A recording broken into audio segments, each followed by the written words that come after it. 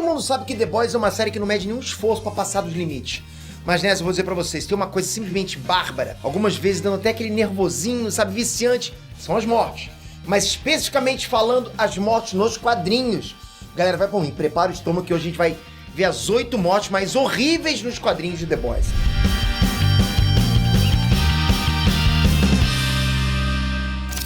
Trunks, Peter aqui. Quem já leu os quadrinhos de The Boys sabe que logo nos primeiros capítulos mal dá tempo pra gente respirar e a gente já se depara com um turbilhão de mortes e de cenas violentas, tanto violência física quanto tipo violência sexual, né? E bora combinar, morte brutal em The Boys é uma coisa que não falta, concorda? E tipo, nem pode faltar porque a gente acostumou. Só um alerta, ok? Esse vídeo aqui tem uma quantidade gigantesca de spoiler dos quadrinhos. Portanto, fica ligado, só assiste isso aqui por sua própria conta e risco. Bom, pra gente dar o pontapé inicial, que tal a gente falar da morte que começou tudo isso aqui?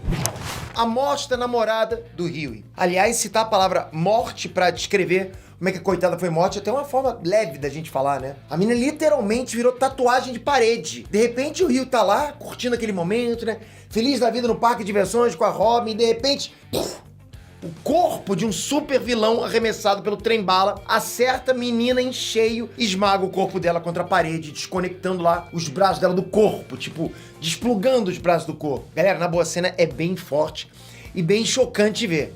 Ainda mais pra um começo de quadrinho. Pra pessoa que não conhece The Boys, começa com aquela cena e fala, caramba, o que é isso que eu escolhi pra ler? O Rio simplesmente fica lá, segurando os 2 braços soltos da garota, completamente em crise, vendo o corpo da Robin completamente deformado ali na parede do parque de diversões, enquanto o trem-bala tá cagando e andando pro cara, vai embora como se nada tivesse acontecido. E como se não bastasse, o governo bate na porta do Rio, pedindo pra ele assinar um contrato de sigilo pra jogar a cagada toda pra debaixo do tapete. Sério, galera, já pensou se isso fosse completamente adaptado na TV? Tudo bem, a TV também foi uma morte violenta, tal, né, com o trem-bala explodindo a namorada dele, mas eu acho que no quadrinho foi mais violento ainda. Agora, pra subir o sarrafo, vamos citar uma ridiculamente brutal.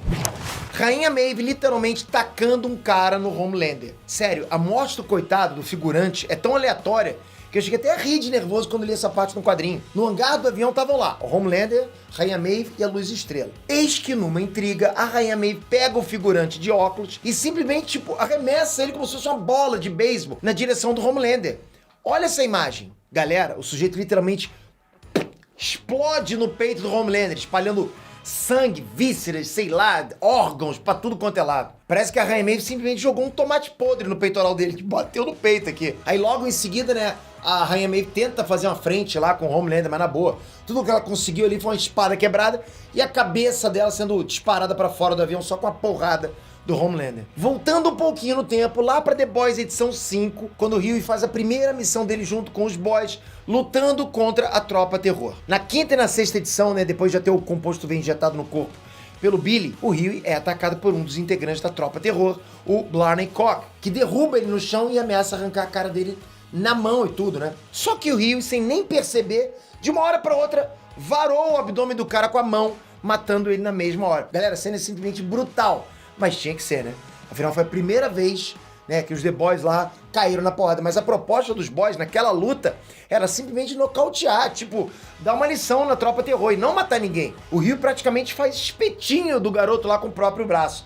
Aí arrebenta tudo de vez, começa a sair sangue da boca do Cock, a coluna dele enverga, fica uma cratera na barriga dele. Tudo pra começar a acostumar a gente do que ainda tava por vir nos quadrinhos, né, nos próximos quadrinhos. Galera, agora a gente vai falar de uma morte, ou melhor, um genocídio que deu até nervoso de ver nos quadrinhos. O massacre dos G-Men nos capítulos 27 e 28, quando os boys estão lá interrogando um garoto chamado Jamal a respeito do que ele sabe sobre a origem dos G-Men. Quando ele tá quase terminando de contar o que ele sabia, um dos G-Men aparece num portal atrás dele e dá um soco tão forte na nuca do moleque que o braço dele simplesmente atravessa a parte de trás do pescoço e sai pela boca do Jamal. Você pensa que acabou por aí?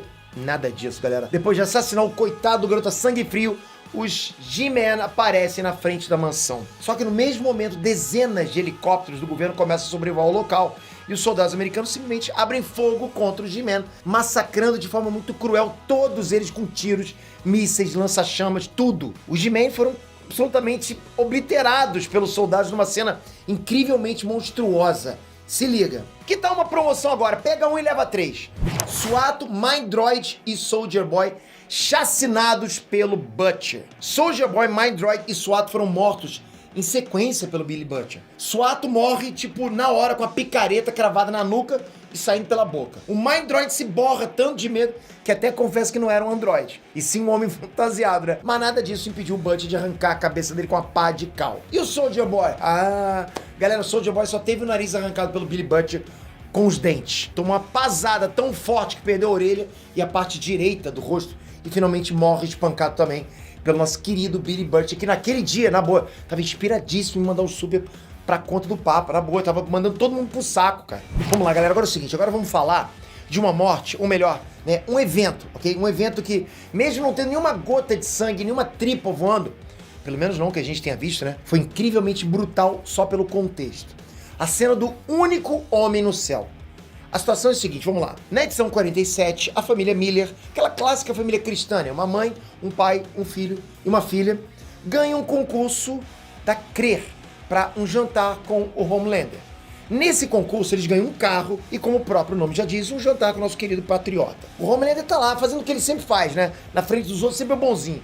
Metendo a de bom moço, dando bênção pra família, pra plateia, parabenizando a família Miller por ter ganhado o prêmio e tal. Enfim, tá fazendo o que ele sempre faz na frente dos outros, mas por trás a gente sabe como é que ele é. Eis que o Homelander levanta a família para um voo dentro do carro novo.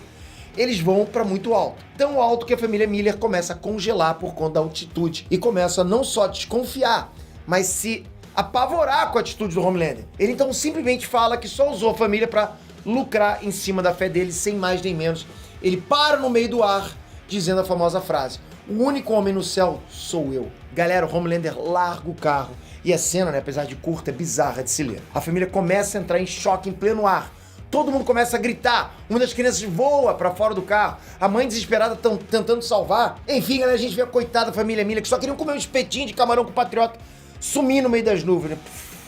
Tá boa, sumir no meio das nuvens pra se espatifar no chão, igual, sei lá, igual um saco de leite. Rapaz, aquilo foi triste. E bom, já que a gente falou de uma cena sem sangue e tripas voando, bora voltar à programação, ok?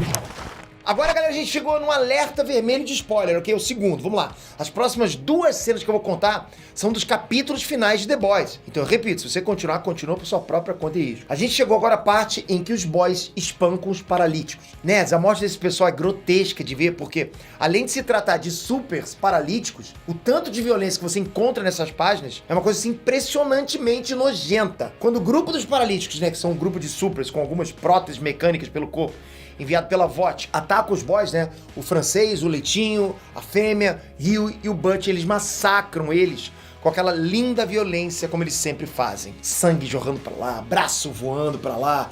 Tipo, realmente não para. Aí é só mais um dia, né? Eis que depois de mandar todo mundo pra vala, pro saco, sobra mais um paralítico.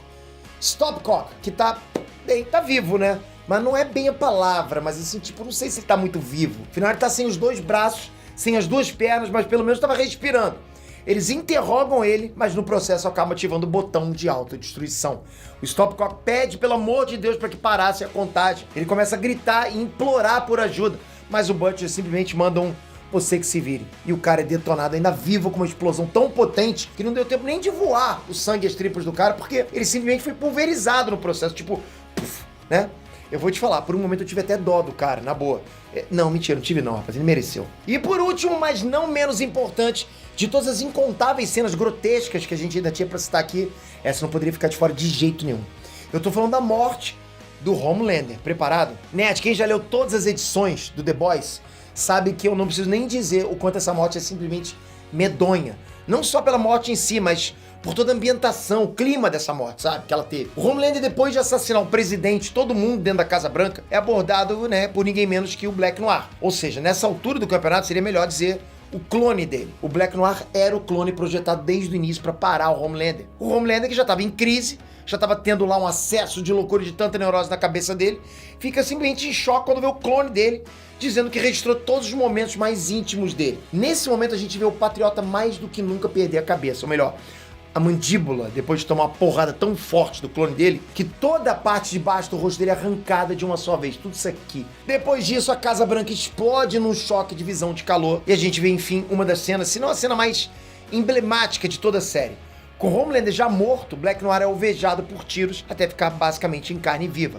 Billy Butcher anda até ele, passa parte do pé de cabra por dentro do olho do clone e abre a cabeça dele, pegando o que restou lá do cérebro com a mão e esmagando na frente da imagem deformada do Patriota, dizendo o seguinte: foi isso que você fez com a minha Beck. Galera, simplesmente uma série fantástica que traz pra gente toda a realidade do que seria basicamente os super-heróis. Eu acho que tá muito mais pra The Boys do que Marvel e DC a realidade dos super-heróis. Eu acho que é muito mais difícil a gente encontrar um super-herói como Clark Kent, como Batman, do que esses corruptos que existem na série The Boys. Infelizmente, eu acho que essa é a verdade. Não sei vocês, o que vocês acham? Já comenta aqui embaixo. E se você quer mais vídeos como esse, mostrando pra vocês outros momentos épicos dos quadrinhos, você precisa estar inscrito aqui. Então, estou facilitando pra você. Clica aqui agora e ativa o sininho, que eu vou continuar trazendo essa semana, fazer um especial trazendo bastante coisa pra vocês sobre essa série fantástica. Fica comigo, ativa o sininho, porque você vai curtir o que vai chegar aí. Tamo junto, galera. Obrigado. Fui!